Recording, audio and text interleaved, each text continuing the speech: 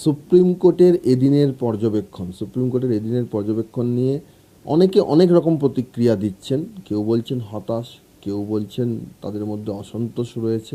আপনি কি বলছেন? কিছুটা হতাশ তো বটেই, ডিসহার্টেন্ড।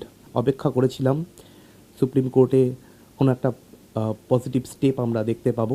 কিছু কিছু অবজারভেশনস যেমন মহামান্য সুপ্রিম কোর্ট আজ দিয়েছেন যে এফআইআর লজ করতে বেশ খানিকটা দেরি হয়েছে। হ্যাঁ, এবং যে ময়নাতদন্তের একটি চালান থাকে সেই চালানটা মিসিং ছিল সম্ভবত। তো এগুলো আমরা দেখেছি। নিয়ম হচ্ছে যে ধর্ষণ খুনের ঘটনার ক্ষেত্রে সূর্যাস্তের পর ময়নাতদন্ত হবে না, এবং সেটা স্বাস্থ্য ভবনের একটা নির্দেশিকাও রয়েছে। এ রাজ্যে স্বাস্থ্য ভবনের নির্দেশিকাতেও রয়েছে। একমাত্র হতে পারে আইন শৃঙ্খলাজনিত কোনো কারণে। অন্ধকার হয়ে গেলে কোনো এই এই জাতীয় ঘটনায় বডির যে কালার চেঞ্জেস হয় বা যদি কোনো পয়জনিং হয়, তাহলে শরীরের যে অংশের যে রং পরিবর্তন হয় সেটা কতটা ধরা যায়, সেই জন্য সূর্যাস্তের পরে এই ময়নাতদন্ত এরকম এরকম ঘটনায় করা হয় না। আর আপনি যেটা আমাকে বললেন যে আইন শৃঙ্খলা পরিস্থিতি সেরকম কোনো ছিল কি না, আইন শৃঙ্খলা পরিস্থিতি খারাপ বলতে যেটা বোঝায় সেরকম কোনো ঘটনা ওই দিন আমাদের চোখে পড়েনি। যেভাবে তড়িঘড়ি করা হলো, তোমরা কোথাও কি এটা চেয়েছিলে যে এরকম এতটা দ্রুততার সঙ্গে হোক? তোমরা চেয়েছিলে?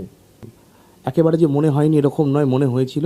কিন্তু তখন ওই দিনের ওই বিভীষিকাময় দিনের ওই যে সময়, সব কিছুই এত তাড়াতাড়ি করে হচ্ছিল এবং এত তাড়াহুড়ো করে হচ্ছিল যে জিনিসগুলো ঠিক বুঝে ওঠা যায়নি। এখানে সমস্ত কিছুই প্রচণ্ড তাড়াতাড়ি করে হচ্ছিল এবং নিয়ন্ত্রণ করার মতন সময়টুকু আমাদের হাতে ছিল না। কমপ্লেন লজ করার ক্ষেত্রে কারা গিয়েছিল? এফআইআর তারা থানায়? কাকু, ওদের পরিবারের দু একজন এবং আমি এবং আমার বন্ধু বান্ধব সকলে। তিনজন ছেলে এসেছিল যে যারা এসে বলে যে আমরা কলেজ থেকে আসছি আরজিগড় থেকে, এবং আমরা এফআইআরটা একবার দেখতে চাই। তখন আমি তো সেই অবস্থায় ছিলাম না, আমার মানসিক একটা ব্রেকডাউন হয়েছিল। আমার বন্ধু বান্ধবরা তাদেরকে আটকায় এবং বলে যে আপনারা এই মুহূর্তে এফআইআর দেখতে পারবেন না, এটাই। তাদের কোনো পরিচয় জানতে চাওয়া হয়েছিল?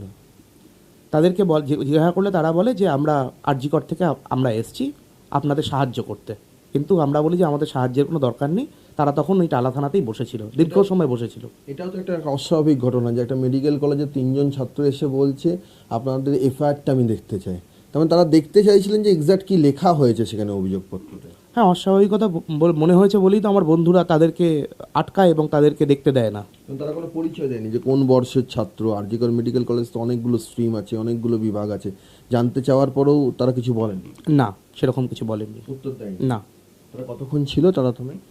যতক্ষণ আমরা ছিলাম, আমরা চলে আসার বা অবধি তাদেরকে আমরা দেখেছি। তারা বসেছিলেন, অনেকক্ষণ বসেছিলেন। প্রধান বিচারপতিরা নির্দেশ দিয়েছেন যে বিকেল 5টার মধ্যে কাজে ফিরতে হবে। এই বিষয়টা নিয়ে তোমার কি মত? কাজে ফিরতে তো প্রত্যেকে উদগ্রীব, প্রচণ্ড উদগ্রভাবে উদগ্রীব, এবং তিলোত্তমা উদগ্রীব। সেও তো 36 ঘন্টা ডিউটি করেছে, সেও তো পোস্ট অ্যাডে রাউন্ড দেবে, তাকেও তো ওপিডিতে গিয়ে বসতে হবে। সেও উদগ্রীব, শুধু বিচারটুকু চাই।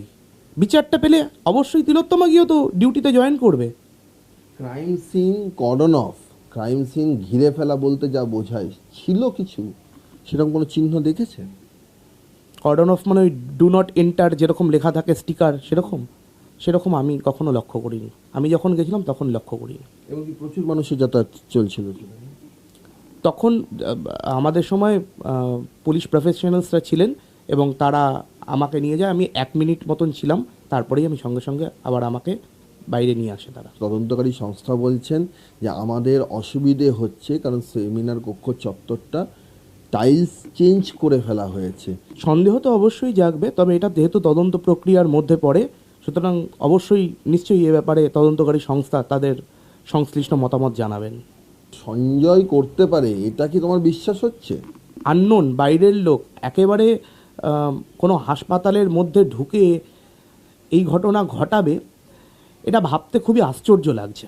তোমার কি মনে হয় যে রিয়্যাক্ট করবেন বা কোনো কিছু ঘটনা জানতেন কোনো ঘটনার কথা?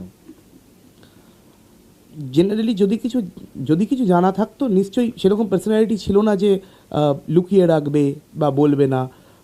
কমন ফ্রেন্ডসদের গ্রুপে বা বাবা মায়ের কাছে বা আমার কাছে বা অন্যান্য বন্ধুবান্ধবদের কাছে বলাটাই খুব স্বাভাবিক, ওর যে পার্সোনালিটি। অন্যায় দেখলে প্রতিবাদ করতো? যদি কোনো সিচুয়েশন মনে হতো যে না এটা আমার পছন্দ হচ্ছে না, সেখান থেকে নিজেকে সরিয়ে নিতেই বেশি কমফোর্টেবল, স্বাচ্ছন্দ্য বোধ করতো। উৎসবে ফিরবেন? যে আগমনীর বার্তা কাঁদে লাশ কাটা ওই গহরে, তিলোত্তমার বিচার চেয়ে তিলোত্তমার শহরে। তোমার চোখে রক্ত ছিল, স্বপ্ন কিছু বাকি? অন্ধ দেবী জানিও বিচার, চোখের কাপড় লাগবে নাকি? ভীষণ রাগে আমার শহর বলছে যে আর পারছি না, আমার দুর্গা চাইছে বিচার, উৎসবে আর ফিরছি না।